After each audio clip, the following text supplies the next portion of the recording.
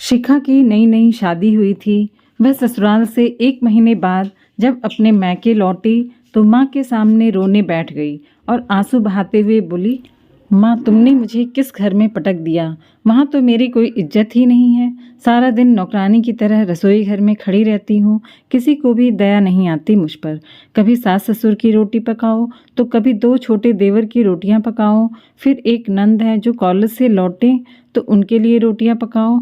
और तो और माँ, आए दिन सासू माँ के रिश्तेदार आते रहते हैं। उन सब के लिए भी मुझे ही चाय नाश्ता खाना वगैरह तैयार करना होता है। रोज़ गंदे कपड़ों के ढेर इकट्ठे हो जाते हैं। आराम ही नहीं मिलता। ज़िंदगी नरक सी बन गई है।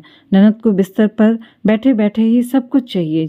जानती हो, बीते दिन मुझे अपने पति पर तब गुस्सा आया जब उन्होंने महीने की पूरी तनख्वाह सासू माँ के हाथ में रख दी और मुझसे कहा, तुम्हें तो कुछ भी चाहिए तो एक पर्ची पर लिख देना, मैं शाम को ड्यूटी से छुट्टी होने पर लेता आऊँगा।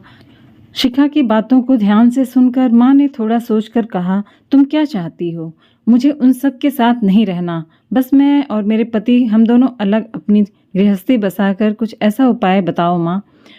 हाँ, तो बेटा तुम्हारे पास 2 ही रास्ते हैं। एक तो तुम वहीं रहो और उन सब की सेवा करो क्योंकि वह परिवार भी अब तुम्हारा ही है। अगर तुम चाहती हो कि तुम अपने पति को किसी किराए के मकान में ले जा सकती हो तो वहाँ तुम्हें किसी का खाना नहीं पकाना पड़ेगा, किसी के कपड़े नहीं धोने पड़ेंगे, पति की पूरी तनख्वाह भी हाथ में ही तुम्हें मिलेगी। लेकिन याद रखना, जब तुम्हारे कोई पुत्र होगा और जब वह बड़ा हो जाएगा, उसकी भी शादी होगी, घर में तुम्हारे जब बहू आएगी, उस वक्त तुम यही चाहोगी कि मेरा बेटा और मेरी बहू मेरे साथ रहें और मैं अपने नाती पोतों के साथ खेलूं।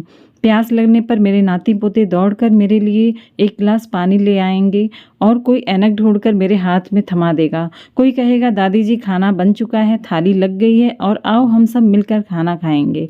माँ ने आगे बोलना जारी रखा, जिन कामों को तुम दुख बता रही हो, एक एक करके गिना रही हो, दरअसल यही जीवन के महत्वपूर्ण क्षण हैं।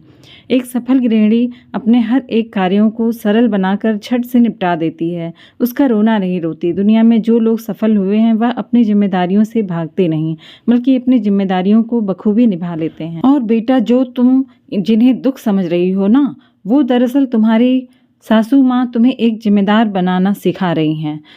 आने वाले समय के लिए और आने वाली अनेकों अनेक परेशानियों से निपटने के लिए लड़ना सिखा रही हैं। वर्षों से हर सास अपनी बहू को अपनी जगह पर जिम्मेदार बनाने के लिए ऐसा ही करती आई है।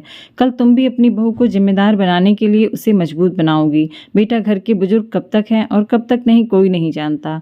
वे अपनी आने वाली पीढ़ियों को मजबूत और रिश्ते निभाते हुए देखना चाहते हैं। कल तुम भी अपने बच्चों से यही आशाएं रखोगी। शिखा की आंख में आंसू थे। शिखा ने उसी वक्त अपना बैग उठाया और बोली, बस माँ, मैं समझ गई। आपकी बातों में अनमोल सीख है। मैं चली अपने ससुराल। शाम होने वाली है। सासू माँ के पैरों में दर्द रहता है, उनके घुटनों की मालिश भी करनी है। सुधा इतना कहकर मुस्कुराती हुई ससुराल की ओर चल पड़ी और वहीं दूसरी ओर माँ अपनी बेटी की समझदारी पर मुस्कुरा रही थी। बताइए आपको कहानी कैसी लगी, और अच्छी लगी हो तो सब्सक्राइब जरूर करिएगा। अपनी राय कमेंट बॉक्स में ज़रूर बताइएगा। Thank you for watching. जय हिंद, जय भारत।